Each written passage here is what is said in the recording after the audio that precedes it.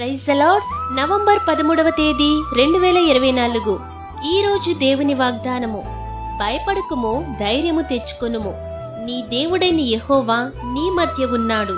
జెఫన్య గ్రంథము 3వ అధ్యాయము 16-17 వచనములు. దానియేలును సింహాల బోనులో వేసినప్పుడు దేవుడు అతనికి తోడయుండి సింహముల నోళ్లను మూయించి దానియేలును క్షేమముగా విడిపించారు.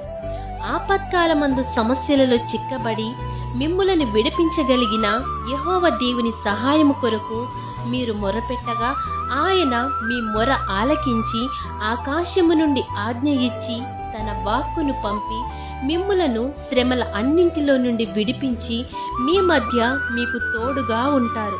కాబట్టి ఈ వాగ్దానం మీ జీవితంలో నెరవేరాలని కోరుకుంటూ దేవుని సువార్త పరిచర్యలో మీ సహోదరి. ఆమేన్. God bless you.